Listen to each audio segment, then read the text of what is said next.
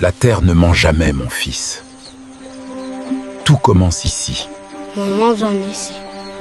L'homme le plus riche du Cameroun n'a jamais mis les pieds à l'université.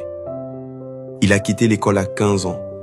Son nom, Victor Fotso. L'emplacement, monsieur? Ils ont cru qu'on ne savait que cultiver la terre. Jacques, avec ses plans, nous allons construire l'usine qui fera trembler l'Europe. 1926, Banjoun, au plateau de l'Ouest. Victor naît dans une famille polygamique. Son père, Monsieur Faufier, est agriculteur. Pas tailleur, pas commerçant, agriculteur.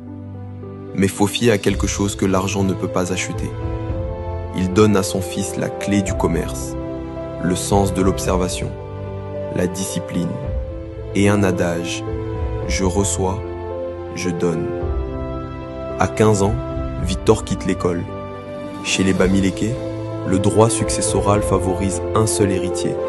Les autres doivent partir, se construire seuls. Victor part. Direction les plantations de café de Fumboat et Bafang. Il travaille, de ses mains, des années. Puis Mbalmayo, nœud stratégique du commerce du bois et du cacao. Entre 1955 et 1960, Victor se lance dans le transport en commun. Mais il observe. Le Camerounais travaille, le Blanc encaisse. Le commerce international du café et du cacao appartient aux Européens. Le fils de paysan se dit « Un jour, je poserai mes pieds sur leur terrain ». Et c'est exactement ce qu'il fait. Il rencontre Pierre Castel, fondateur des brasseries et glacières internationales. Au départ, Castel est un concurrent, mais il voit le potentiel de Fotso. Il lui confie un stock de vin en Dame Jeanne pour distribution. La confiance est scellée. Fotso devient distributeur incontournable et accumule son premier capital. Mais le vrai tournant, c'est un autre Français, l'ingénieur Jacques Lacombe. C'est Lacombe qui va faire basculer Victor Fotso du statut de commerçant à industriel numéro 1 du Cameroun.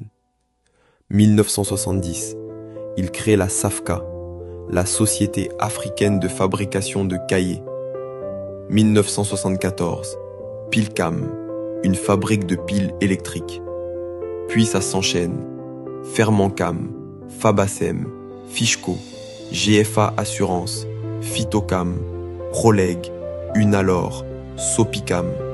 Et en 1983, il ouvre CIS à Paris, la Compagnie internationale de services, une centrale d'achat. Un Camerounais qui achète depuis Paris pour revendre en Afrique. 1997, il crée sa propre banque, la Commercial Bank of Cameroon, CBC. Un fils de paysan de Banjoun, propriétaire d'une banque. Chiffre d'affaires du groupe, 450 milliards de francs CFA.